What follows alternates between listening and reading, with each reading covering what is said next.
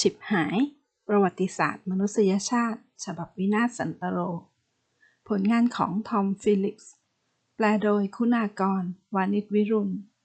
จากสำนักพิมพ์ Bookscape ค่ะหนังสือเล่มนี้ใช้ภาษาสนุกวัยรุ่นจ๋าอ่านเพลินเป็นการเล่าประวัติศาสตร์ที่ขับเคลื่อนไปด้วยอารมณ์ขันและความกวนประสาทมีแง่มุมประวัติศาสตร์ตะวักตะบวยซ่อนอยู่ในประวัติศาสตร์ด้านดีนับไม่ถ้วนผู้เขียนทำการกระเทาะร่อนฝัดสะบัดกรองมันออกมาคัดเฉพาะด้านชิบหายเนื้อเน้นเป็นหนังสือประวัติศาสตร์ที่เริ่มเล่ากันตั้งแต่รุ่นคุณลูซี่เลยทีเดียวความชิบหายมันเริ่มตั้งแต่ยุคดึกดำบรรพ์ของบรรพบุรุษเรามันเริ่มตั้งแต่วิธีการทำงานของทฤษฎีวิวัฒนาการที่ไม่ได้เลือกสิ่งที่ดีที่สุดสำหรับอนาคตแต่มันแค่ดีกว่าเพื่อนร่วมรุ่นคนอื่นๆเพียงนิดหน่อยเราผ่านขั้นตอนอันหวุดหวิดนั้นมาครั้งแล้วครั้งเล่าจนมาเป็นเราในทุกวันนี้ไม่ใช่เราที่ดีที่สุดแค่เป็นเราที่รอดมายิ่งอ่านยิ่งผะอืดผะอมในความเป็นมนุษย์เราสร้างความชิบหายกันมาตั้งแต่ดึกดำบรรพ์ตั้งแต่มีคนริเริ่มเปลี่ยนแปลงวิถีชีวิตจากการอพยพหาอาหารมาตั้งหลักแหล่งเพื่อเพาะปลูกเรานำพืชเอเลี่ยนมาปลูกนอกธรรมชาติของมันกันมาตั้งแต่บัดนั้นนำสัตว์เอเลี่ยนข้ามท้องถิ่นในเวลาต่อมาเราเปลี่ยนทิศทางการไหลของแม่น้ำเพื่อการเกษตรที่ไม่ประสบผลสำเร็จทำให้ทะเลสาบแห้งเหือดเราแทรกแซงธรรมชาติยึดอำนาจพระเจ้าเกษตรกรรมเป็นเพียงจุดเริ่มต้นเมื่อมนุษยชาติก้าวเท้าเข้าสู่โลกของอุตสาหกรรม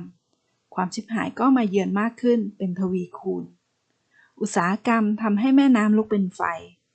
เป็นการลุกเป็นไฟแบบไม่ใช่อุปมาแต่หมายถึงลุกเป็นไฟจริงๆปริมาณสารเคมีเข้มข้นที่ถูกถ่ายทิ้งลงแม่น้ำตลอดสายแม่น้ำกลายเป็นท่อน้ำทิ้งขนาดใหญ่ที่ถูกเคลือบผิวหน้าเอาไว้ด้วยคราบน้ำมันและเมื่อคราบน้ำมันติดไฟแม่น้ำทั้งสายก็คือเชื้อไฟที่ส่งต่อเปลวเพลิงขึ้นบกอย่างรวดเร็วและรุนแรงแต่ขยะในแม่น้ำหรือจะสู้ขยะในทะเลเพียงมนุษย์ก้าวเข้าสู่ยุคอุตสาหกรรมเพียงเสี้ยวเวลาในไทม์ไลน์ประวัติศาสตร์โลกเราก็สร้างขยะมหาศาลขยะอินเทรนด์แห่งยุคคือขยะพลาสติกและขยะอิเล็กทรอนิกส์เหนือไปกว่าขยะเหล่านี้เรายังมีขยะแห่งอนาคตคือขยะจากเศษซากยานที่เราทิ้งเคว้งคว้างเอาไว้ในอวกาศรอวันมันแสดงผลมนุษย์ช่างรักษามาตรฐานในการเป็นเจ้าแห่งการทำลายล้างจริงๆนอกจากกระทำกับสิ่งแวดล้อมมนุษย์ยังกระทำกับมนุษย์ด้วยกันเองต้นตอแห่งการเหยียดผิวและเหยียดคนที่แตกต่างอีกมากมายถูกบ่มเพาะมาตั้งแต่ยุคล่าอาณานิคมมนุษย์สร้างความชอบธรรมให้กับการยึดครองบ้านของคนอื่นยัดเยียดข้อหาว่าเขาป่าเถื่อนไม่พัฒนาผิวสีเหมาะสมแล้วที่จะเป็นทาสสำหรับเราว่าความสนุกของหนังสือเล่มนี้ลดน้อยลงนิดหน่อยในช่วงกลางเล่มความดุเด็ดเผ็ดมันในช่วงต้นและตัวอย่างที่ถูกหยิบยกมาเล่าค่อนข้างแคบอย่างตอนที่เล่าถึงผู้นำก็แทบจะเหมาออตโตมันไปกว่าครึ่งนอกจากนั้นหลายตัวอย่างยังไม่โดนเท่ากับที่เราคาดหวังไว้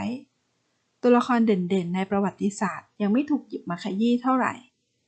บางทีอาจขึ้นอยู่กับความคาดหวังของเราเองด้วยแหละแต่แบบนี้ก็ทำให้ได้อ่านอะไรแปลกๆใหม่ๆดี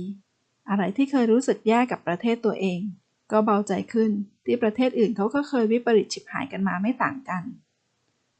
ในบทที่เล่าถึงบุคคลอันเป็นผู้นำในส่วนต่างๆของโลกหลายกรณีเราว่ามันออกจะเป็นการกล่าวหาเกินไปอยู่สักหน่อยที่จะมาตัดสินว่าการตัดสินใจใดๆในประวัติศาสตร์คือหนทางที่ผิดเพราะกว่าที่เราจะบอกได้ว่าผิดหรือถูกเราก็อาจต้องรอดูผลของมันหลังจากนั้นอีกหลายสิบปีและแทบทุกคนก็มักจะคิดว่าตัวเองได้เลือกหนทางที่ดีที่สุดในตอนนั้นแล้วจริงอยู่ที่บางการตัดสินใจมันก็ชวนวายป่วงจริงๆแต่ไม่ใช่ทั้งหมดพอผู้เขียนโน้มน้าวเราไม่ได้เต็มร้อยเราก็เริ่มฉุกใจคิดขึ้นมาว่าเพราะชื่อหนังสือจั่วหัวเอาไว้แล้วด้วยคำว่าชิบหาย